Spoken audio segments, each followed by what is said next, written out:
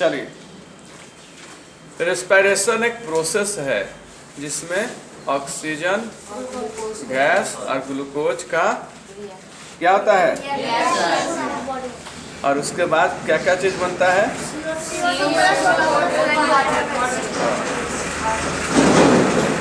हमने कहा था कि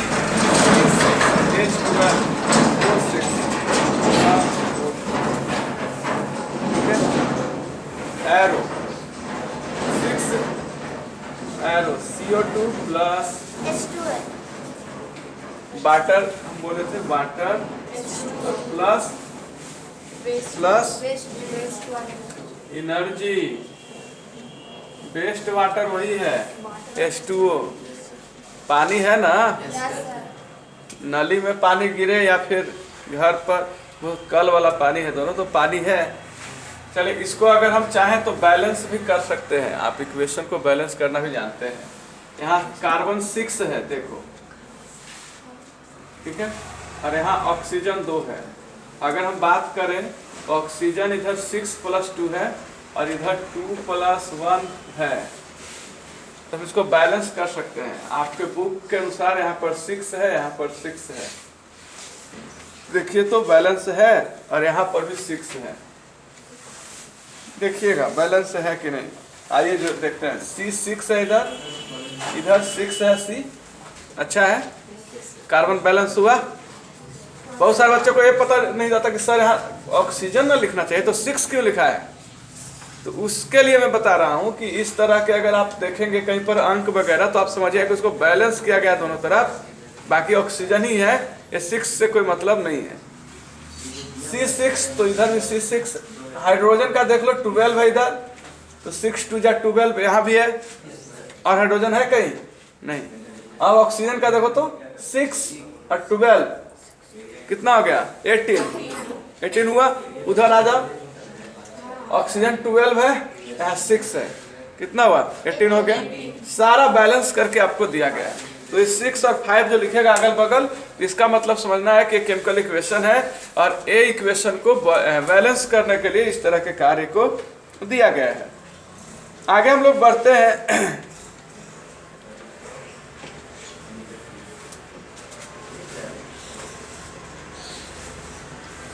नेक्स्ट मेरा टॉपिक है breathing. What is breathing?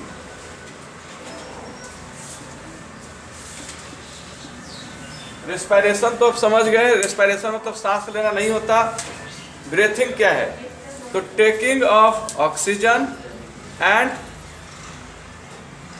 Taking मतलब लेना, या लेना को इंग्लिश में सांस लेना को इनहेलिंग कहते हैं। इनहेलिंग, इनहेल मतलब अंदर लेना, एक्सहेलिंग मतलब सांस को बाहर छोड़ना। तो बहुत अच्छा डेफिनेशन है, the process of inhaling oxygen and exhaling carbon dioxide. Inhaling oxygen और एक्सहेलिंग कार्बन डाइऑक्साइड, और इस प्रोसेस को हम लोग ब्रीथिंग कहते हैं। यानी ऑक्सीजन का लेना और कार्बन डाइऑक्साइड का नाक से बाहर निकालना, इस प्रोसेस को ब्रीथिंग कहते हैं। सांस किसे कहते हैं? तो ऑक्सीजन के लेना और कार्बन डाइऑक्साइड को छोड़ना, इसी को सांस कहते हैं। रेस्पिरेशन अलग है, सांस अलग है, ठीक है। ये दोनों चीज आपको समझ लेना है। क्लियर हो गया?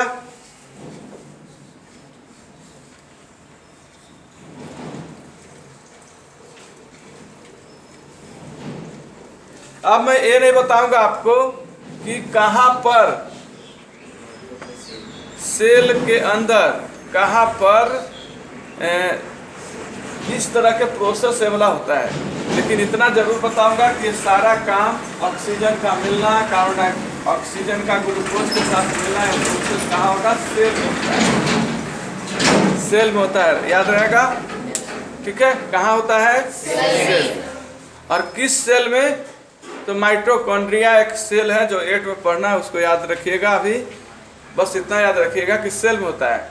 सेल में एक पार्ट का नाम है सेल के अंदर, ठीक है। हम लोग के शरीर का निर्माण सेल से हुआ है, इतना बड़ा शरीर सेल से हुआ है। और हम लोग के शरीर का हर एक पार्ट सेल से ही बना है। जहाँ यहाँ पर आँख है तो आँख में भी सेल है, हाथ है तो हाथ में भी सेल है। छोटा छोटा सेल जुड़ जुड़ करके ऐसे स्वेटर बिनाता है। स्वेटर देखे आप लोग, ऐसे ऐसे करके बिनाता है और बड़ा सा स्वेटर हो जाता है। उसी तरह से सेल एक दूसरे से जुड़ करके प्रत्येक ऑर्गन्स का निर्माण करता है।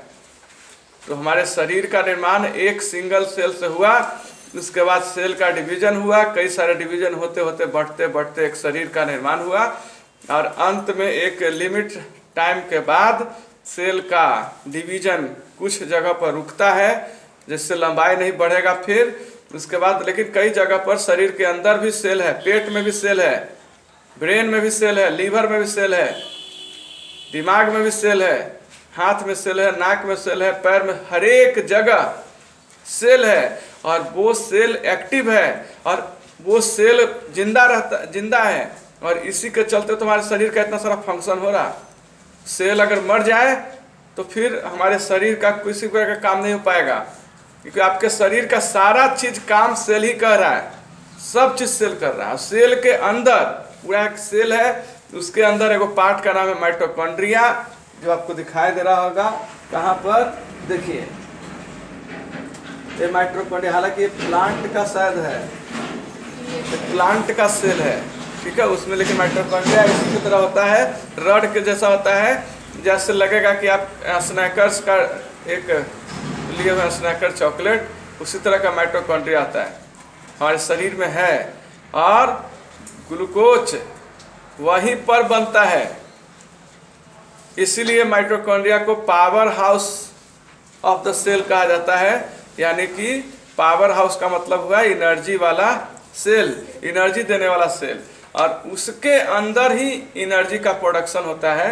अर्थात ये जो पूरा प्रोसेस है वो उसी के अंदर होता है। खैर, इतना जानने के बाद आप जान लीजिए कि अब टाइप्स ऑफ रेस्पिरेशन के बारे में हम लोग सीखते हैं। रेस्पिरेशन दो प्रकार का होता है, पहला एरोबिक और दूसरा एनारोबिक। एरोबिक एरोबिक एरोबिक याद रहेगा ना?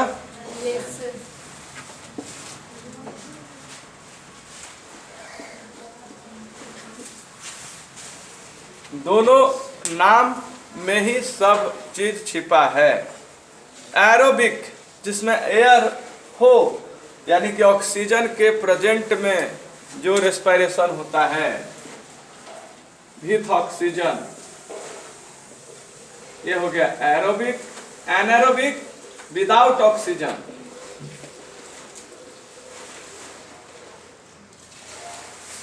दोनों का डेफिनेशन सिंपल है, इसको लिखेंगे तो हम लोग डिटेल से लिखेंगे, लेकिन बस इतना समझना है कि aerobic is the process of या types of respiration in which oxygen are present. तो अब बताओ कि ये वाला जो रेस्पिरेशन है एरोबिक है कि एनारोबिक है? बताओ, बोलो। एरोबिक है।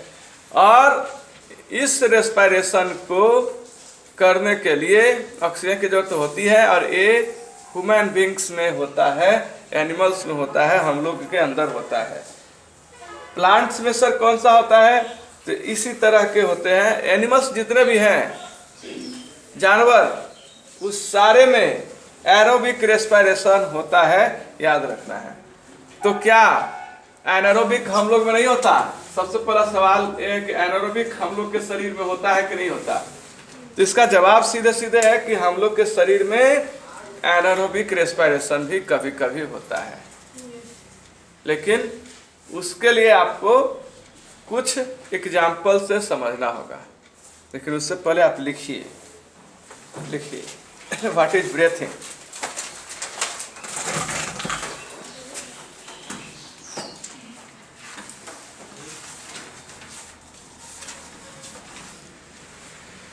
अब है एनारोबिक रेस्पिरेशन, ऐसा रेस्पिरेशन जो बिना ऑक्सीजन के उपस्थिति में हो, और बिना ऑक्सीजन के, देखो ध्यान से समझना है टॉपिक, क्योंकि बहुत सारे टॉपिक समझ में नहीं आता है। एरोबिक सबको समझ आता है, ऑक्सीजन के साथ होगा इस रिएक्शन को। केमिकल इक्वेशन को एरोबिक कहते हैं। लेकिन एनारोबिक थोड़ा सा डिफ़िकल्ट है, क्योंकि हम लोग के माइंड में चलता है कि बिना ऑक्सीजन के हम लोग मर जाएंगे। ये तो बात सबको पता है कि बिना ऑक्सीजन के हम लोग के शरीर का बचना मुश्किल है। लेकिन ये रेस्पिरेशन होता कैसे है, इसके बारे में समझिए। एनारोबिक रेस्पिरेशन में आपको सीधे सीधे बताया जाएगा कई सारे शिक्षकों के द्वारा कि यह बिना ऑक्सीजन के होता है। लेकिन इसका सच्चाई कुछ और है।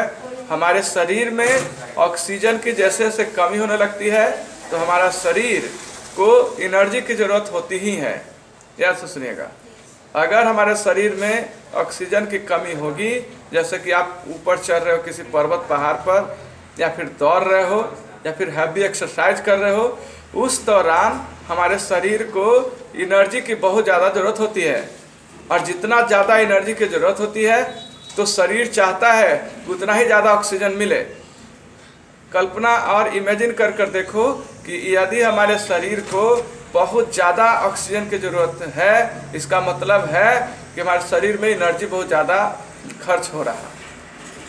कोई कोई अपने आप को बहुत ज़्यादा सांस में दिक्कत पाने लगता है।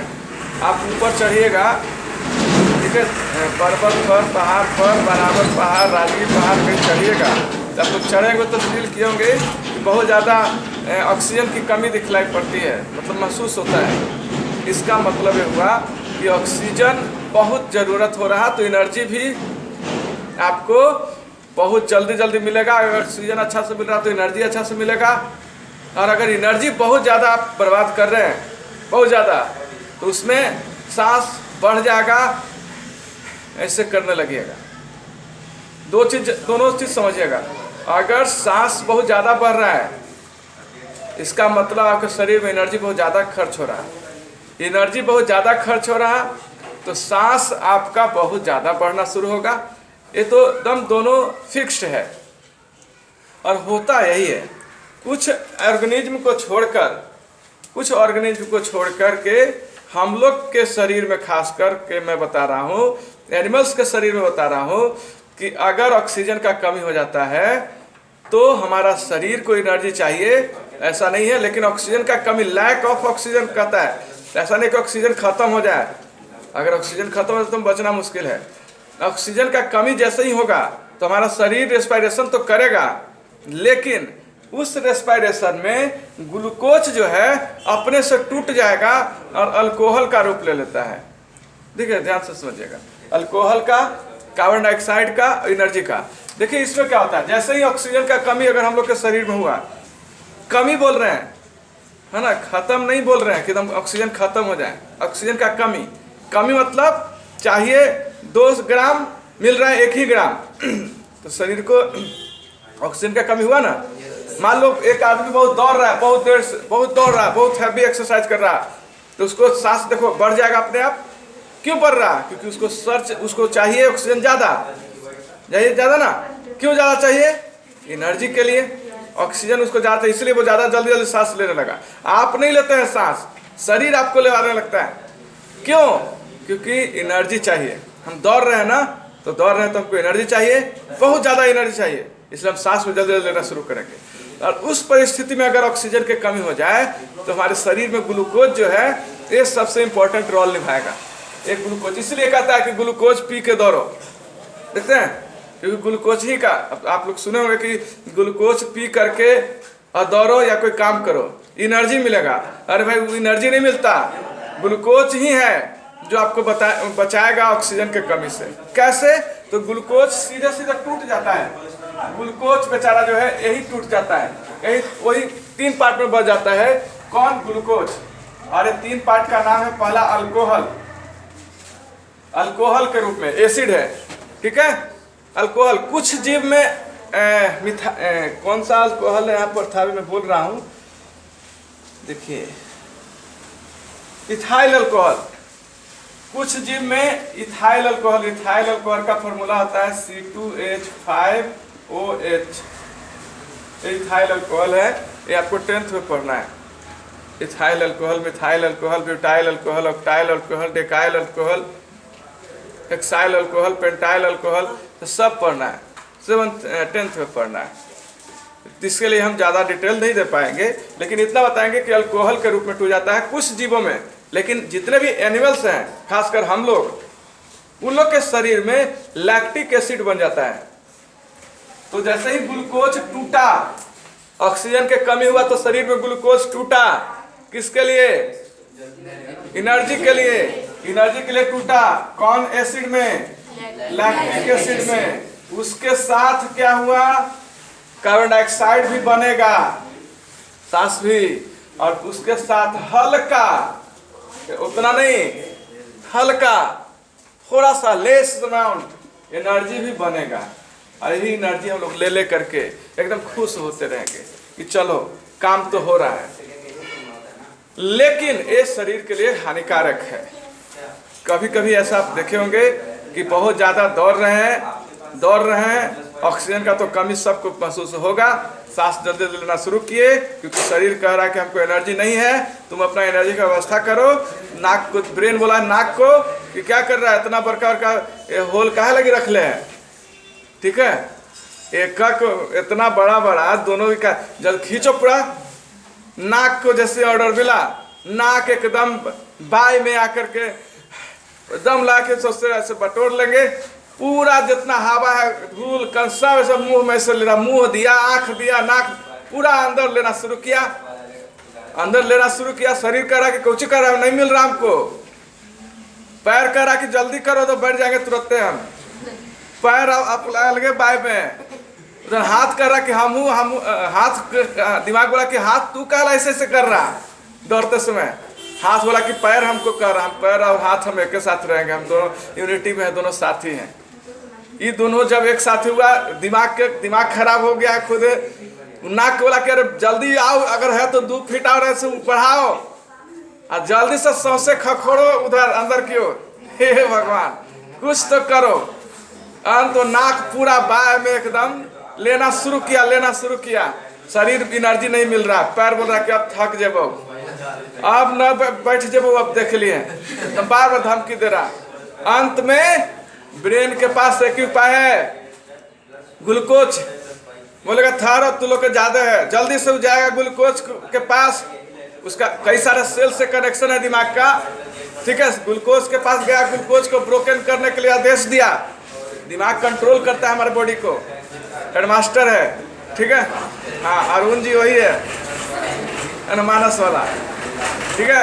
अब क्या किया, पूरा जो शरीर में जैसे ही ग्लूकोज टूटा, तो तू लोग कि एक के बाद टूटेगा, वो प्रति सेकंड एकदम टूटना शुरू हुआ ग्लूकोज, और ग्लूकोज टूटा, एसिड बना, एनर्जी बना।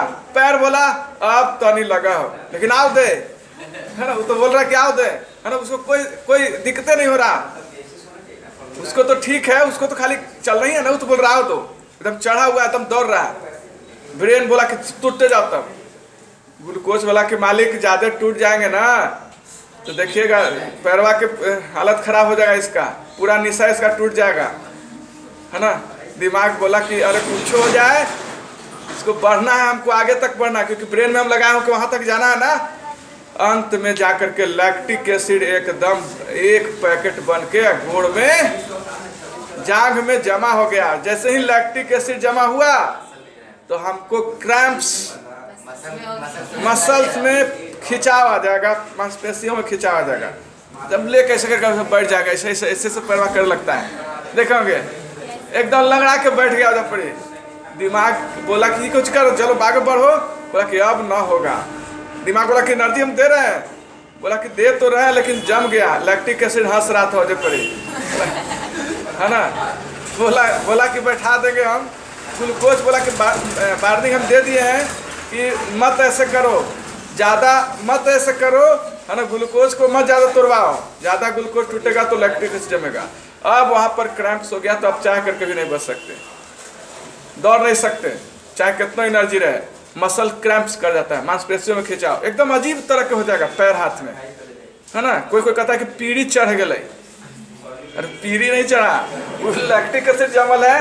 अब उसको हटाने का बस एक ही उपाय, 2 चीज़ है, एक गर्म पानी से स्नान कीजिए, ठीक है, या फिर मसाज करवाइए।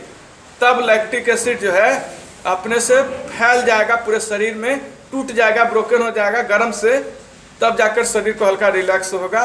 कि आजकल को तो लड़कन सब रखता है कुछ तो भोलनी है,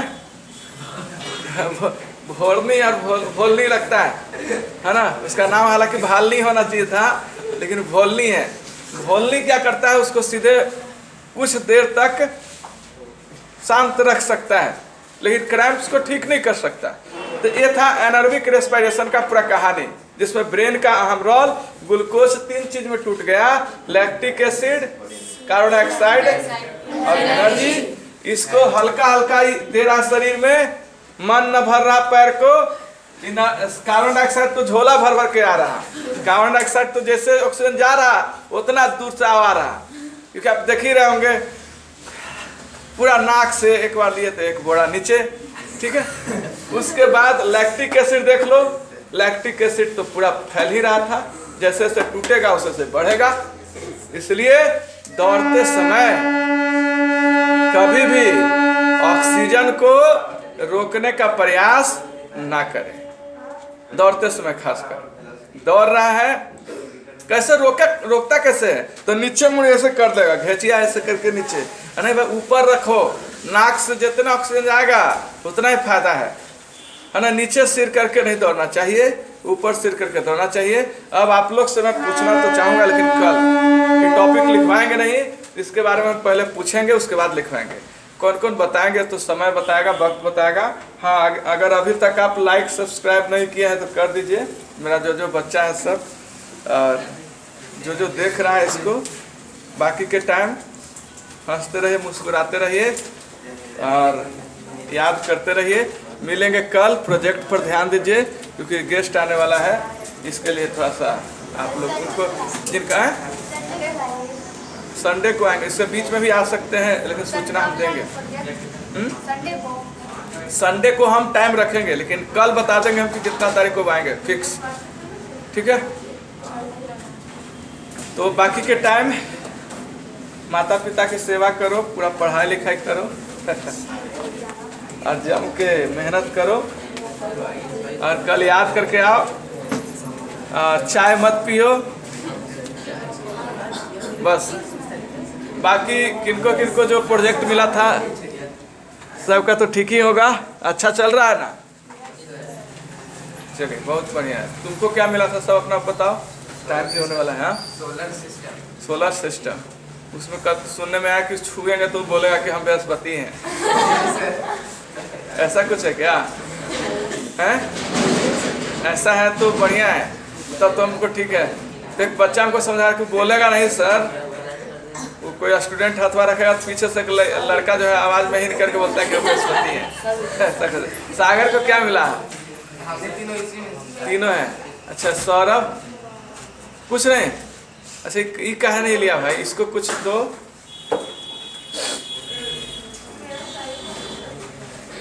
इसको कुछ लेना चाहिए था, फिर हमको अच्छा नहीं लगेगा। आप हमें पीएच स्केल बना कर दीजिए, चित्र नहीं, पीएच स्केल बनाकर हमको दीजिए। उस पीएच स्केल में मतलब समझो कि स्केल ही टाइप का हो, ठीक है, और उसमें लिखा रहे इधर एसिड इधर बेस करके एक स्केल बनाइए बस, ठीक है। उसको बड़ा सा, कम से कम इतना चढ़ा हो, स्केल 3D हो, ठीक है। 7 से कम होता है वो एसिड, 7 से ज़्यादा आता है बेस, 7 न्यूट्रल होता है। पीएच स्केल का कौन खोज किए थे? सोरेनसन। सब बताया गया है आप लोग को, नहीं तो वीडियो है आप लोग के क्लासिक का है, तो मैं डाल दिया हूँ पीएच स्केल करके, उसको पीएच वैल्यू करके उसको जाकर देखिएगा, ठीक है। यही क्लास का है। तो पीएच स्केल आप बनाइए अपने चैप्टर का, क्योंकि दिसंबर माह एग्जाम और प्रोजेक्ट से व्यस्त, जनवरी के बाद फाइनल के लिए तैयारी आप लोग करेंगे। 2022 आने वाला है। 19 जनवरी 2021 को कोचिंग का एनुअल वर्ष है। 19 जनवरी को, 19 जनवरी आप लोग को याद ही होगा, 19 जनवरी 2011 को इस संस्थान का शुरुआत हुआ था। आज से कितना साल पहले? 10 साल, 10 हो गया। हाँ, 10 साल पहले, इस साल 11वां वर्ष हो रहा है कोचिंग का, 11 वर्ष पुराना आपका संस्थान है। चलिए बाद में बात करेंगे, स्कूल में लेट हो रहा है ना, तो गो नाउ एंड फी वगैरह लेके आइए सब कोई। आप किनका किनका बच गया, थोड़ा सा हाथ उठा दो तो। 1 2 बस 2 का बचा हुआ है, आपका हो गया ना। चलिए 2 बार आपका बचा हुआ है, ठीक है। 1 मंथ का फी पहले जमा कर देना है। चलिए बहुत बहुत धन्यवाद।